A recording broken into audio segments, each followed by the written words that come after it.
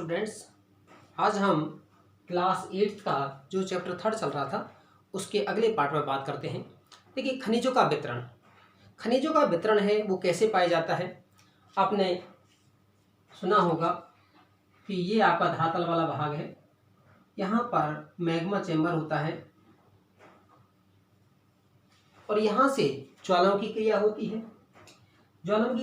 है। तो यहाँ से मैग्मा का ऊपरी भाग में निकास होता है और जब पहली बार ऊपरी वाले भाग पर है चट्टानें बनती हैं, उनसे आग्नेय चट्टान बनती हैं, इग्नियसियस रॉक बनती है। जब इनका इरोजन होता है, अपक्षय होता है और इनका कटाव होकर के ये इस वाले भाग में कहीं जमा होती हैं, उनसे अवसादी चट्टान। और जब टेम्परेचर और दबाव के कारण जब रूप परिवर्तित हो जाए, जैसे आपके हाथ पे कोई चढ़ जाए आपका ऊपर से, तो उसका दिखेगा, उसका रूप ही अलग है क्योंकि उसमें ब्लड भी आएगा आपका। तो आपका रूप परिवर्तित हो जाए तो तीसरी चट्टान बनेगी, उसे हम कहते हैं कायांतर मेटामॉर्फिक।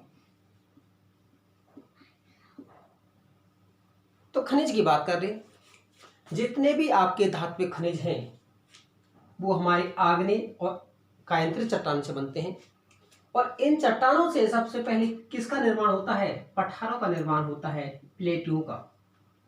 अर्थात धात्विक खनिज हैं वो अधिकांश हैं हमारे कहाँ पाए जाते हैं? पठारों में पाए जाते हैं। और वो किन में मिलते हैं? आग्नेय और कायांतरित चट्टानों में मिलते हैं।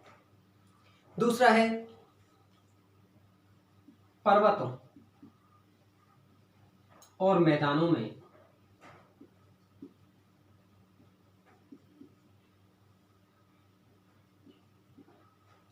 हमारे ईंधन खनिज और आपके जो अधात्विक खनिज हैं, ईंधन खनिज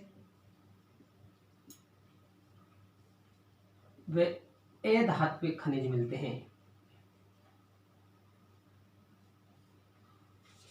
जैसे ये आप ग्लोब को देख पा रहे होंगे आपका, यहाँ पर जैसे कि हम बात करें कोई भी खनिज की बात करें किसी भी कोई देश में, आपका जैसे काकेशस पर्वत है जो यूरोप वाला एरिया है, यहाँ पर है चूना पत्थर वगैरह है आपका पाया जाता है। अल्जीरिया में है फास्फेट है आपका पाया जाता है। उत्तरी स्वीडन आपका देख पा रहे होंगे, यहाँ पर आपका ये स्वीडन है। उत्तरी स्वीडन में है लोएस्क है आपका।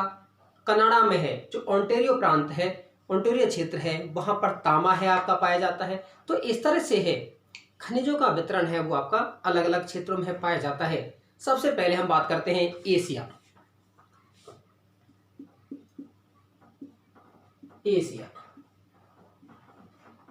देखिए एशिया आप देख पा रहे हैं, ये आपका एशिया है जिसमें भारत है, चीन है, रूस है, आपका लाओस, थाईलैंड, वियतनाम, इंडोनेशिया, बहुत सारे कंट्री हैं। तो यहाँ पर जो खनिजों की मात्रा है वो कहाँ अधिक है? भारत और चीन में है। खनिजों की मात्रा है वो आपकी अधिक है। यहाँ आधे से अधिक खनिज हैं। टिन चीन आपका, ये आपका चीन है। मलेशिया आपका, उसके बाद है इंडोनेशिया। इनमें है 3 के प्रमुख उत्पादक क्षेत्र हैं। एशिया में मैग्नीज है, बॉक्साइट है, निकेल है, जस्ता है, तांबा है, प्रमुख रूप से उत्पादित किया जाता है। नेक्स्ट आता है दूसरा यूरोप।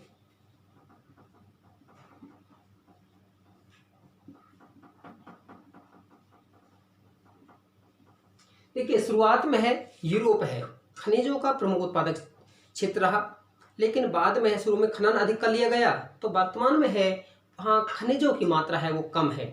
वहाँ के प्रमुख देशों में हम बात करें तो रूस है, यूक्रेन है, स्वीडन है, फ्रांस है, जहाँ लोएस्क खनिज पाए जाते हैं। कौन कौन से मैंने बताए? लोएस्क कहाँ है?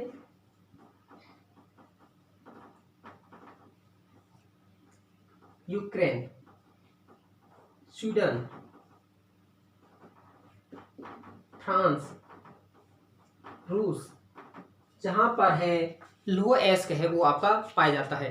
कुछ खनिजों में वहां पर तांबा है, सीसा है, जस्ता है, मैग्नीज है, निकेल है, वो आपके पाए जाते हैं। अब यूरोप कहाँ है? ये आपका अफ्रीका के उत्तरी वाले भाग में, अर्थात भूमध्य सागर है मध्य में और ऊपर आपका अफ्रीका है। उसके बाद हम बात करते हैं उत्तरी अमेरिका। ये आपका देख पा रहे होंगे जो ग्रीन कलर में दिख रहा है नॉर्थ अमेरिका है, और इसमें ही ये तो संयुक्त राज्य अमेरिका है, लेकिन नॉर्थ अमेरिका में सारा आता है। कनाडा भी है, उत्तरी अमेरिका भी है, मैक्सिको भी है, ग्वाटेमाला भी है। ये सारे जो देश हैं वो इसके अंतर्गत आते हैं। यहाँ प्रमुख खनिज का क्षेत्र है जो ग्रेट लेक्स है, जहाँ पर ये ग्रेट पे आपके जो सेंट लॉरेंस नदी है, आपका हुरी, इरी, आपका जो ये मिशिगन झील है, इनके क्षेत्रों में अर्थात सुपीरियर है, मिशिगन है, इरी है, ओंटेरियो झील क्षेत्र में है, आपका प्रमुख रूप से पाया जाता है। कनाडियन सील जो कनाडा का क्षेत्र है वहाँ पर, और लारेशियन क्षेत्र जो आपका क्या हम उसको कहते हैं सेंट लॉरेंस या अपलेशियन क्षेत्र है, वो खनिज है प्रमुख रूप से पाए जाते हैं। यहाँ लोहेस्क है, में आपका निकिल है, सोना है, यूरेनियम है, तांबा है, प्रमुख खनिजों के रूप में है, खनन कार्य है आपका किया जाता है। दूसरी तरफ है दक्षिण अमेरिका। अगर हम दक्षिण अमेरिका की बात करते हैं, ये आपका दक्षिण अमेरिका है, ये पूरा आपका, जिसमें वियतनाम है, इक्वाडोर है, ब्राज़ील है, पेरू है, चिली है, अर्जेंटीना है, बोलिविया है, बहुत सारी कंट्री हैं। इसमें लोहेस का सबसे बड़ा जो उत्पादक क्षेत्र है वो ब्राज़ील है। ध्यान रखेंगे कौन सा है, ब्राज़ील है। चिली तांबे का, टिन का है, प्रमुख उत्पादक देश है। उसके बाद है बोलिविया है, बोलिविया में भी टिन है। यहाँ पर है जस्ता है, क्रोमियम है, मैग्नीज है, बॉक्साइट है, अब्रक है, प्लेटिनम है, एस्बेस्टस है, आपका हीरा है। ऐसे जो खनिज हैं यहाँ पर पाए जाते हैं।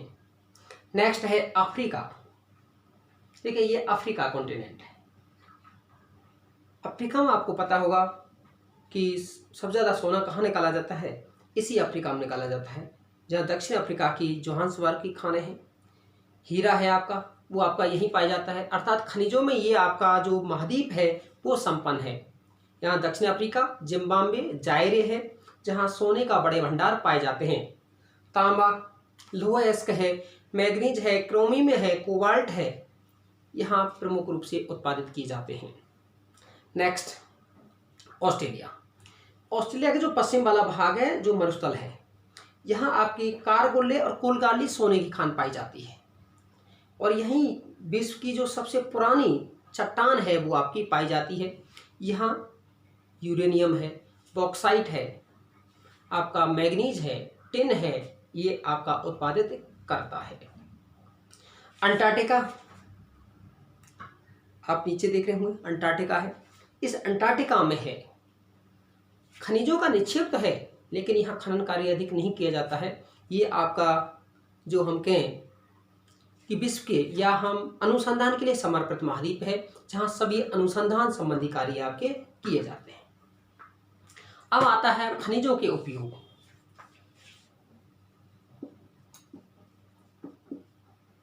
खनिजों के उपयोग,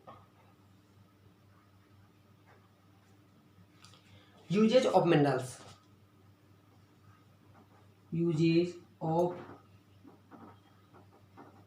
मिनरल्स। देखिए खनिजों के उपयोग की बात करते हैं। आप घरों में हर चीज़ देख रहे हैं वो सब खनिजों से बनाई हुई हैं। कुछ खनिज हैं बहुत हार्ड होती हैं, कुछ आपके खनिज हैं सॉफ्ट भी होते हैं। आप देखेंगे खनिजों का उपयोग क्या करते हैं, आपका बहुत सारे हैं। आपका हवाई जहाज बनाना है, आपका जलयान बनाना है, आपका कोई ट्रांसपोर्टेशन का साधन बनाना है, यहाँ तक कि मकानों बनाने में काम भी है हम खनिजों का उपयोग करते हैं। आप बताइएगा, मकान की चिनाई है, आपका सीमेंट है, सीमेंट भी किससे बनाया जाता है, चूना पत्थर जिप्सम वगैरह से। तो ये सारे ही खनिजों की आवश्यकता आपकी होती है। कोई भी सामान आपका सारे खनिजों से मिलकर के आपका बनता है। यहाँ तक कि हमारे भोजन में बहुत सारे खनिज हैं आपके होते हैं। अब नेक्स्ट है खनिजों का संरक्षण।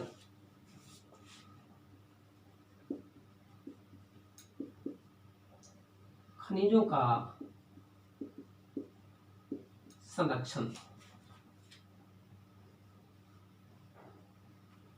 Conservation of mineral.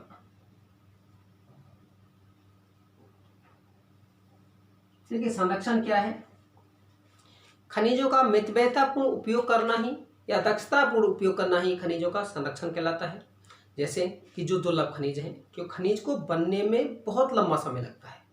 आपने कोयला को पढ़ा होगा, करोड़ों वर्षों हैं उसको लगते हैं। खनिज है, आप एक और चीज़ देखिए, विशेषता में 3 विशेषता बताता हूँ।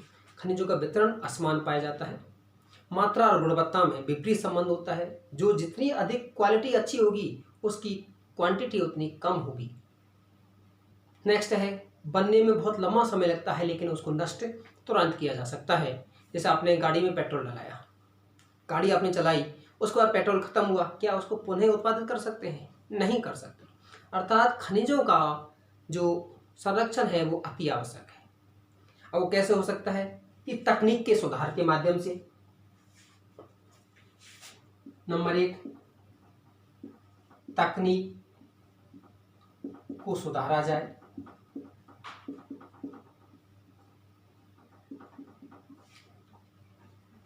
नेक्स्ट है आपका